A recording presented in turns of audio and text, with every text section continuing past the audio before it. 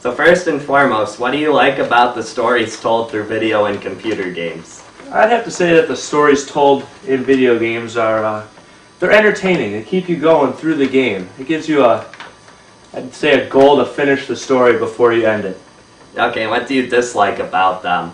Stories they're pretty repetitive. They're monotonous. Every game seems to be similar, whether it's a war game or a sports game. It's all the same, and it's going to end the same. Video and computer games celebrate individual character? I'd say they do. It gives individuals a chance to succeed in something that they would never have a chance to succeed in real life. Okay, and do they focus on the virtues of team play and social interaction in a positive or negative way? Well, it's got to be positive, because other than that, you wouldn't be able to socialize with people all around the world instead of just socializing with people in your basement. Yes. Is it more positive when you're in an online party, when you're like playing with people you know, or when you play with people you don't know? It pretty much depends. Sometimes it's nice to meet new people that you would never meet, but then it's also fun being competitive with friends. Yeah, and obviously you play in a party quite a bit because you and your dad usually play together a lot. Yep. And is online chat a positive or negative feature of online video gaming, or do you figure at times people just sit there and trash talk each other? Sometimes it can get a little vulgar and unnecessary, but it usually enhances the gameplay and involves communication and team play. Okay. And do you feel that some games have too much violence or sexual content in them? Oh yeah. I mean, Grand Theft Auto and Call of Duty, you see bloodshed and hookers and sex and violence. So I mean, it's not something kids want to be. Yes. And you think this is a problem too in younger rated games where problem solving skills and narratives are more prevalent, and obviously going along with the violence, I noticed you have some of your younger cousins downstairs tearing up Call of Duty right now. Yeah, it is a problem. And they need games to teach them how to speak instead of how to kill people. Yes, and do you think that the problem with that lies on the game producers or more so on the parents? I'd say it ties hand in hand to both. If you want your kids to behave, you don't buy them the video games, but the producer should say, don't buy this for your kids, or make it so it's not as violent. Yes. And do you see any similarities between strategy, war, and sports games? I'd say that in sports it's more success, where I'd say strategy and war there's more thinking, as opposed to sports you're just doing. But they all eventually lead to the goal of trying to succeed and be the best that you can. Yes. And can you describe some of the differences following up with that question? I'd say that sports, it's usually more individual, where war games, it can be individual, it could be group, you can play with 16 other people from around the world, as opposed from sports games, it's usually head-to-head or just individual. And strategy games are not even close to any of those. They're just, it's all thought-provoked, and you have to think your way through them. Yes, and do you feel that video games are like a catharsis where you let loose on all your anger, or do you feel that you get more frustrated by playing them? Oh, it definitely releases some anger, but usually when you release that anger, it's from the video game. Yes. It's from you're playing Call of Duty and you get killed a couple times and you just want to throw the controller through the TV.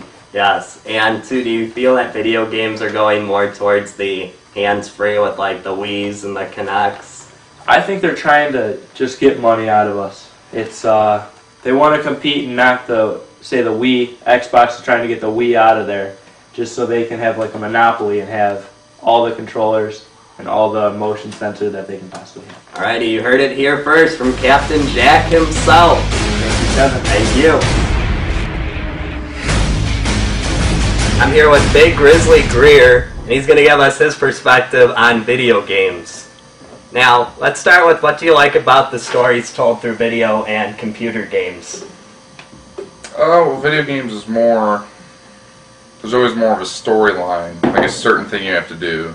Computer games, I think it's more out there, like World of Warcraft. You can just go out and do whatever you want freely. If you want to be a wizard, you can be a wizard. If you want to be something else, you can be something else. Like video games, it's more, you're this, you have to play this through the whole story. Okay, and what do you dislike about them? I mean, do you think they're like time consuming? Obviously, some of them can take up to like 5 minutes between levels. Yeah, you can waste a lot of time playing video games. Like, Video games, I think there's more. The missions are shorter. Online, it's just endless play. You could just keep playing forever at hours of it. Yes. Now with like the stories in like the regular game mode with like Call of Duty and that, do you just like to skip them, or like the first time you play, you watch them through their entirety and then skip them every time you go through the single player mode after that? I usually try to watch most of it and try to pay attention to most of the storyline. But after a while, I just start skipping through everything just to try to get through it. Yeah. Do you feel that video and computer games celebrate individual character? A little bit, I think. I just think there's. Yeah, I just think a little bit. I don't know how to explain it. Okay. And do you think they focus on the virtues of team play and social interaction in a positive way or a negative way?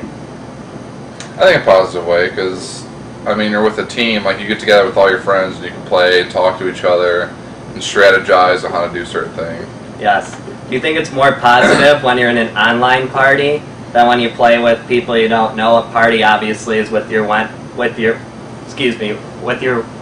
all your friends, and people you don't know is when you're playing against complete strangers. Do you figure there's more positive when you're playing in a party?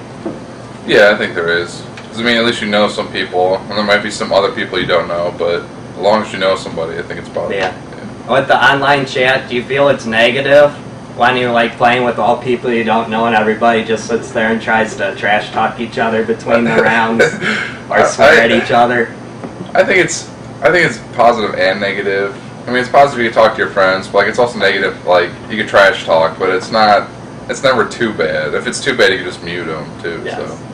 Do you feel that some games have too much violence or sexual content in them? Violence, no. Sexual content, yes. Okay, which games have you found to have the most sexual content? I'm trying to think which games.